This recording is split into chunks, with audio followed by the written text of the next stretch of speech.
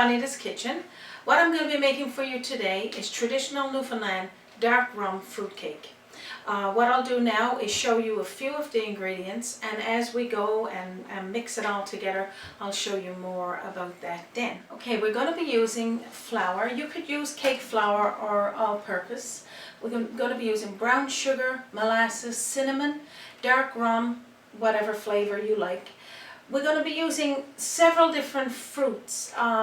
In the dark fruit cake, you could use whatever fruit you want to put into it, but I will tell you what I'm putting in there is mixed fruit.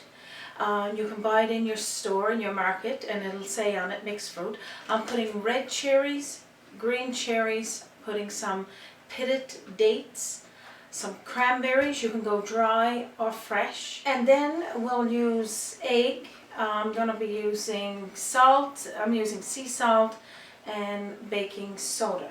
So we'll start off by using our butter. We're going to cream our butter and our brown sugar together. There's going to be a quarter a cup of brown sugar, and it's going to be half a cup of butter. So what we'll do first, we will take our half a cup of butter and cream it. It could be room temperature so it's easier to beat together. And we're going to be using a quarter of a cup of brown sugar. You can use dark brown sugar or the light brown sugar. I'm going to be using double the batch of mine because I need to make a little bit more than just one cake. So when I put my recipe up on my face page, I will indicate that this is just for one cake. So you're going to cream the butter and the brown sugar together. Keep doing that until it's nice and fluffy. But before we get back at that, I'm going to talk a little bit about the mixed fruit. What I did was cut up all of my ingredients that I would need and put it into a bowl with a quarter of a cup of the dark rum. And you can let this soak overnight. You can have it soaking 4 to 24 hours, or you can just prepare it an hour or so before you're ready to make your cake, and just keep mixing it together so all of the rum flavor is incorporated through all of your fruits. Okay, so after your butter and your brown sugar is nice and creamed together, you're going to get your one egg, and you're going to blend it so that it's all mixed nice together, and you're going to pour it in with your mixture and just slowly mix that together. Okay, so when you get the egg mixed in with your butter and your brown sugar, then go over to your molasses. So you're going to have about a quarter of a cup of molasses. You put it all together with about 2 tablespoonfuls of milk, and you could use whatever kind of milk you got on hand. So I'm going to put that in there as well, and you're going to mix that together just so that the molasses, because it's so thick, you could mix it together so that'll help thin it out when you start to mix it into your cake batter. Okay, so you're just going to continue mixing that molasses and milk together, and it's going to look something like this. It's going to be nice and runny. Next, what we're going to do, we're going to sift our flour, baking soda, and salt together. And it's a cup of flour. So you're going to gradually sift it so it'll all incorporate together. And we got about a teaspoonful of baking soda and a quarter teaspoonful of salt. So sifting it together, you're just basically putting it into your strainer and moving it about so that all of it is incorporated together. And this kind of loosens your flour up as well. So continue doing that until all of it's put into the bowl. Next, you're going to put your half a teaspoonful of ground cinnamon and mix that in with the flour as well, and just until it's all incorporated together. So what we'll do next there, we're going to do this into 3 stages, 3 batches they would say. we're going to pour a little bit of the flour into our butter and our sugar mixture, and we're going to pour a little bit of the molasses and milk mixture into the butter and sugar mixture. So let's do it in threes. So that's a quarter, and a little bit of the molasses and milk mixture is going to look a little something like this, and slowly mix this together until it starts to all be incorporated together. It'll look something like this, and then we'll do the next stage. Okay, so I'm going to put in my second portion of it, and the second portion of your molasses and milk. And this is only to help slowly blend it all together. It's not because it's any special thing or anything. It's just making sure that everything is incorporated together, and just until it starts to blend. And then the very last bit of our flour and our molasses and milk. So this is going into your butter and your brown sugar mixture, and of course your egg. And that's done. So continue mixing until it starts to cream. So you're going to continue mixing this until it's nice and creamy. So what we're going to do next now, we're going to start mixing in our soaked rum fruit. So I'm going to put all of the fruit, and of course there's a quarter of cup of dark rum that the fruit was soaked into. So this is going to look something like this. I got tons of fruit put in there, and like I said, I would list on my Facebook page the amount of fruit that I'm putting in, but again, you can put as much or as little as possible. But this fruit cake, like I said, it's got room for tons of fruit. And this is the mixture there. Okay, so all this is mixed together. I'm just going to taste my batter. Absolutely delicious. I'm going to put it to the side. I want to show you a little bit what we're going to bake our fruit cake in. This is one of the pan that the bottom comes out. So I'm going to snap this together. And each pan that you use, it doesn't matter if it's one like this or just an ordinary one, you need to put a little bit of parchment paper. Cut it the same round as the bottom of your pan.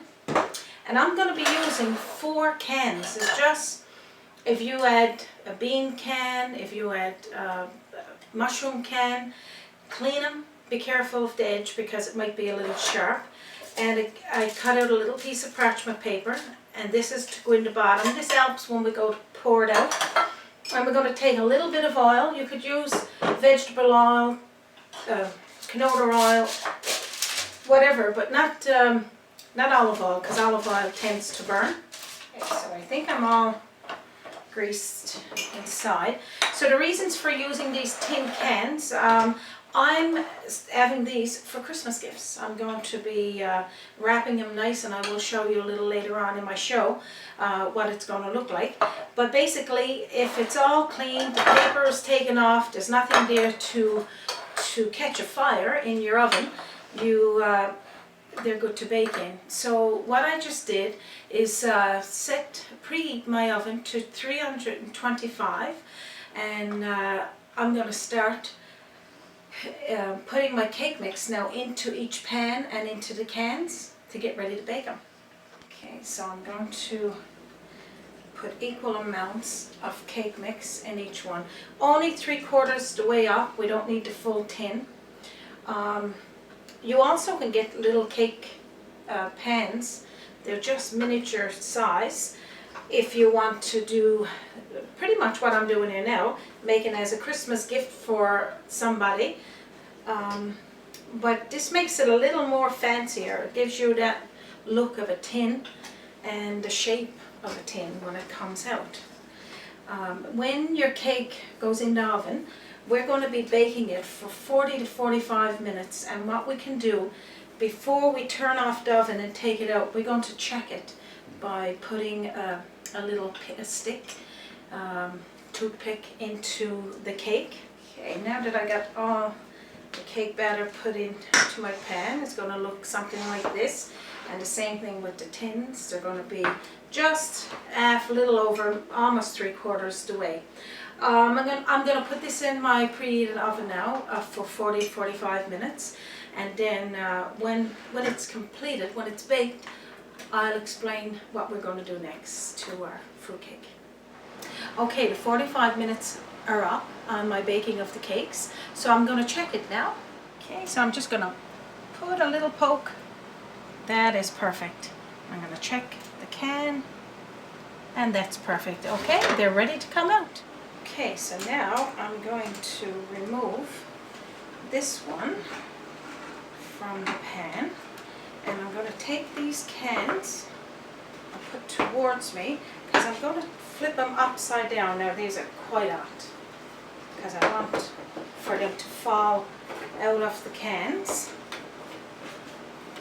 And just give them a couple of minutes there to release. Okay, so I'm just going to take my cakes out. That looks absolutely delicious. And this one, and last but not least, they're going to make lovely gifts. So we just pop this one off, take it to the side. Okay, so what we're going to do now, I'm going to be putting just a couple of little pokes in the top of this cake. We don't need to do it with the smaller ones, because what we're going to do, I'm going to put a teaspoonful of dark rum over the top of this cake. So this is a dark rum fruitcake. So this is a traditional dark rum fruitcake from Newfoundland. So that's the rum on this one. So there's a full tablespoonful on that one. And I'm going to share it up on these because they're smaller. Just drizzle just a tiny little bit to share up the tablespoonful. And what this is, this would help keep your cake, to store your cake for up to 10 weeks. But after 11 days, this cake is going to be delicious to eat. Of course, you can eat it right away if you want to. And what we're going to do next, we will take our cheesecloths, because after the cakes cool down for about 10 minutes, we're going to wrap them in cheesecloth with rum. So I'm going to be putting a 1/4 cup of dark rum over the cheesecloth. So this is a 1/4 cup of rum.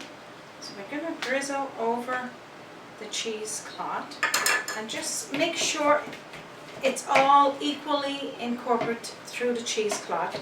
And I'm going to wait now until all of my cakes are cool, and then I'll show you how to wrap your dark fruit cake into the cheesecloth and how you will store it.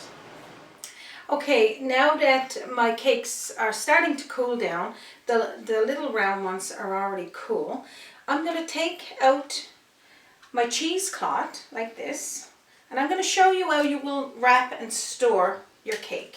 So you're going to take your cake and you're going to wrap it tightly, because this is saturated in rum right now. So you're going to wrap it tightly to the cake, and you're going to keep going around until all the cake is fully wrapped in the cheesecloth. I'm going to push this one to the side here. Take a piece of parchment paper and do the same thing. So you're going to wrap the parchment paper on the outside of the cheesecake as such, and you're going to roll it until it's all covered. So what this is going to do is lock in the freshness for your cake. And like each one, you can store up to 10 weeks with the amount of rum that's into this batch, or 11 days, and then it'll be ready and really tasty to eat. So what I want to do here now is show you briefly of making this into a Christmas gift. So I got a little piece of Christmas material, and we got it nice and wrapped. I got a piece of clear plastic. You can get it in your mall where you buy the Christmas wrap, and just make it as if it's just a nice package. I'm going to put a little bow on this one and just cut the rest of this off. And then also, it's going to look like this on the bottom. The top is this beautiful. You made it yourself. You'll need to put a little tag, what you would put on your Christmas gift, hanging off the side of it saying what it is a dark rum fruit cake, and put the date on it so that the person will know what time it was made.